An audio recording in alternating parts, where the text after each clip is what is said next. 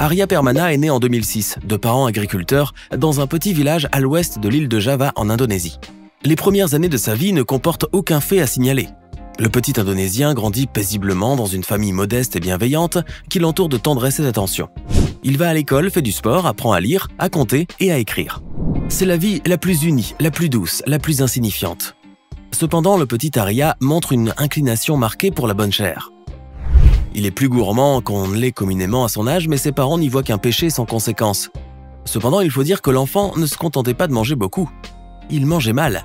Il préférait, comme la plupart des enfants, des aliments alléchants, peu nutritifs et néfastes à la longue. Cependant, il en abusait. Son entourage ne mettait aucun frein à ce qui ressemblait de plus en plus à un penchant maladif. À 7 ans, Arya était déjà bien rondelé. L'activité physique lui répugnait de plus en plus, et son caractère, ses habitudes s'amollissaient. Sa gloutonnerie, loin de s'apaiser, s'accentuait au contraire et constituait un sujet de tracas grandissant pour les parents. À cela près, la croissance d'Arya se déroulait sans trouble et sans désagrément. La transformation physique qu'il allait subir n'était précédée d'aucun signe avant-coureur et elle fut aussi radicale qu'imprévue. C'est à l'âge de 8 ans qu'apparurent les premiers symptômes inquiétants de son appétit insatiable. Il n'en modifiait pas pour autant ses habitudes.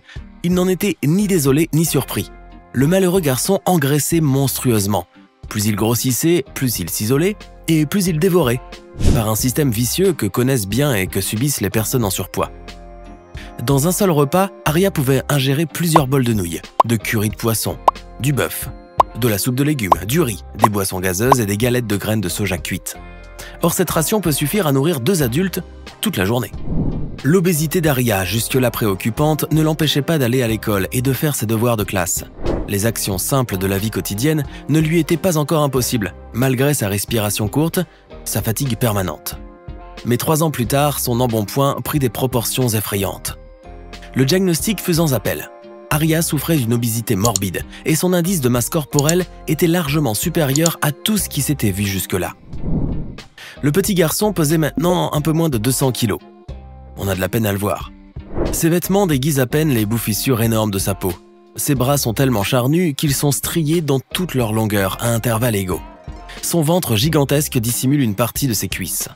Sa poitrine est tombante et flasque et se confond avec les bourrelets de son torse.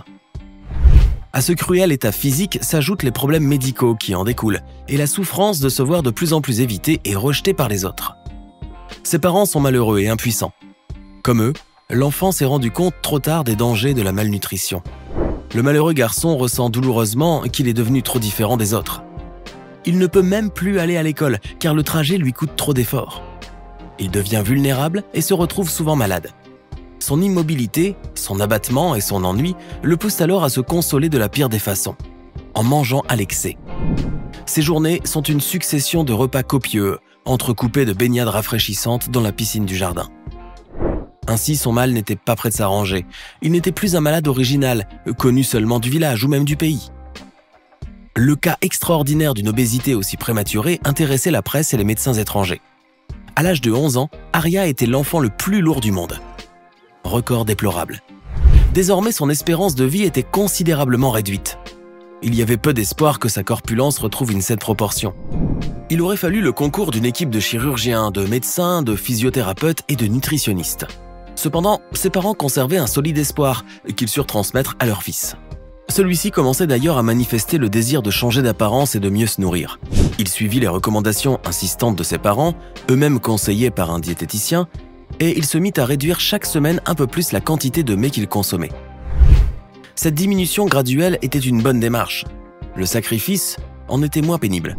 Bientôt, Arya réduisit de façon importante la quantité d'aliments qu'il consommait en journée. De plus, ses privations bénéfiques étaient accompagnées d'activités physiques journalières telles que la marche et la natation. Ce régime diététique et sportif, surveillé étroitement par ses proches et par les médecins, profitait au pauvre enfant de différentes façons. Non seulement celui-ci perdait un peu de masse, mais il apprenait aussi à contrôler ses pulsions malsaines, à éduquer sa volonté, à se discipliner, à se gouverner. En un mot, il apprenait à devenir un homme. Pendant plusieurs mois, Arya, qui avalait jadis la ration d'une division d'armée, ne consommait plus maintenant que du riz, de la soupe et des salades de fruits. Il se permettait parfois des légumes bouillis et de la viande maigre. Il évitait les gâteaux, les gaufres et tous les biscuits. Tout ce qui faisait ses délices était sacrifié sans ménagement, sans compromis. Ce régime très sévère et scrupuleusement respecté montra ses premiers fruits. Le petit Indonésien a perdu un peu moins d'une dizaine de kilos. Ses habitudes se sont assainies. Il se réveille plus tôt et dort d'un meilleur sommeil. Son moral s'est un peu éclairci. La vie commence à lui sourire de nouveau, tout n'est pas perdu. Mais Arya souffre encore d'obésité morbide. Le progrès est perceptible mais il est mince. Le petit garçon se donne des peines infinies pour épurer son alimentation et son train de vie, mais il se voit encore très loin du compte. S'il maintenait ce système, il faudrait s'affamer encore de longues années pour atteindre seulement une obésité modérée. Certes, il ne manquait pas de motivation, mais il cherchait les moyens de raccourcir son attente. Il voulait que son régime soit plus efficace. Arya était connu du monde médical, son cas ne laissait pas indifférent. Un chirurgien, le docteur Andy Wing, mesurant toute la bonne volonté du malheureux garçon, s'intéressa vivement à lui, s'entretint avec la famille et proposa ses services. Son idée était de pratiquer sur Arya ce qu'on appelle une chirurgie bariatrique, c'est-à-dire une opération qui est pratiquée sur l'estomac et l'intestin en vue de réduire le poids du patient. Tout le monde accepta l'idée et la décision fut prise. Arya allait subir une gastrectomie tubulaire. Cette opération est une branche de la chirurgie bariatrique qu'on vient d'évoquer. Parlons un peu plus de la gastrectomie tubulaire, qu'on appelle aussi la sleeve gastrectomie, et qui est, d'après certaines sources, l'opération la plus pratiquée en France. Cette intervention consiste à retrancher une portion de l'estomac. Généralement, le chirurgien retire les 3/4 de cet organe, en laissant seulement une partie verticale et inextensible qui ressemble à un manche. Manche se traduit en anglais par sleeve, d'où le nom de la pratique. L'opération achevée, il ne reste au patient que ce conduit résiduel qui, bien agrafé, bien fermé, remplit parfaitement la fonction d'un petit estomac, sans nuire au circuit intestinal. Cependant, toutes les personnes atteintes d'obésité morbide ne peuvent pas recourir à cette opération car elles doivent remplir plusieurs critères précis. En général, il faut que leur surpoids soit accompagné d'une comorbidité, que l'intervention pourrait soigner par la même occasion. Par exemple, une maladie cardiovasculaire ou des troubles respiratoires sévères.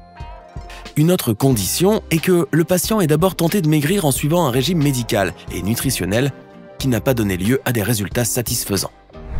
Bref, il faut que le patient en ait sérieusement besoin. C'est le cas d'Arya qui remplit tous les critères. Avant l'intervention, le jeune garçon s'est retrouvé obligé de limiter encore davantage sa consommation alimentaire afin de ménager son foie et de réduire sa taille, chose qui facilite le travail du chirurgien. Ce travail fut bien fait, l'opération étant facile et sans complications. Arya en fut soulagée et après plusieurs semaines de prise en charge et de remise sur pied, sa détermination à maigrir redoubla.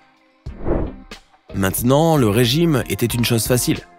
Il observait sans tiraillement, sans effort, sans même y penser.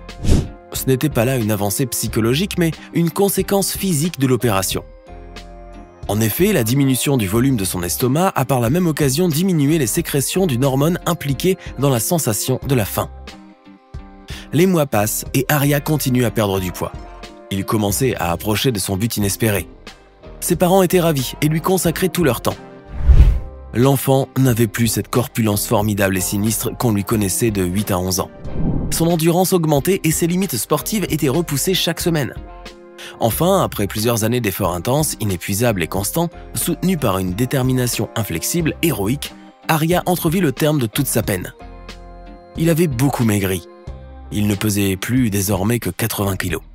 Tout le village s'émut de cette excellente nouvelle. Le petit Indonésien était célébré et admiré. Il avait absolument changé d'aspect, mais sa transformation morale n'était pas moins remarquable. Cette longue épreuve surmontée lui a octroyé de l'assurance, de la fierté, de la maturité, de la sagesse, de la modération. Il était libre. Il pouvait grimper sur les arbres, faire du vélo, mener une vie sociale épanouie.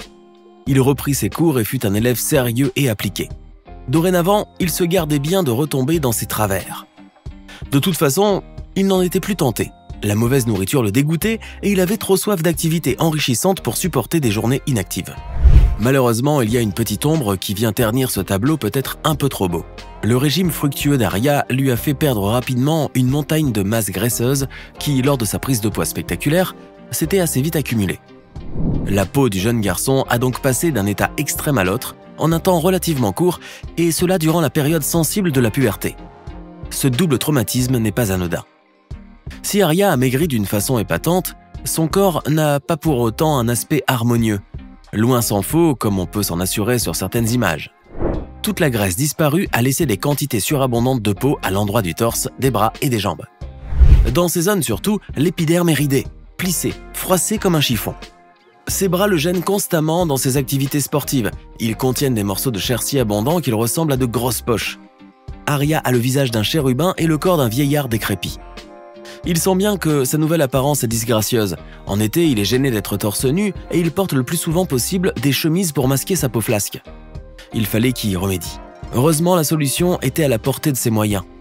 Ce dont il a besoin, c'est d'une chirurgie de la peau, plus précisément d'une lipectomie. Ses proches approuvèrent cette idée, mais Arya avait tant d'excédents de chair qu'il était nécessaire de pratiquer l'intervention en plusieurs séances. Outre cette complication, un événement extérieur a retardé l'opération. À cette époque, en Indonésie, les cas de contamination à la Covid-19 en Indonésie alertaient le pays. Des mesures de confinement furent décrétées et pendant une assez longue durée, seules les opérations chirurgicales urgentes furent admises et pratiquées. Notre jeune Arya, qui était bien portant, ne souffrait pas terriblement de son mal et le traitement qu'il espérait pouvait bien attendre. Aujourd'hui, il y a peu d'informations sur l'évolution de son état. Ce n'est pas alarmant, au contraire. On sait qu'il a pratiqué au moins une opération de chirurgie cutanée et que son rétablissement est presque total. Dites-nous ce que vous avez pensé de la vie incroyable de ce jeune homme. N'oubliez pas de vous abonner et de cliquer ici pour regarder une autre de nos vidéos.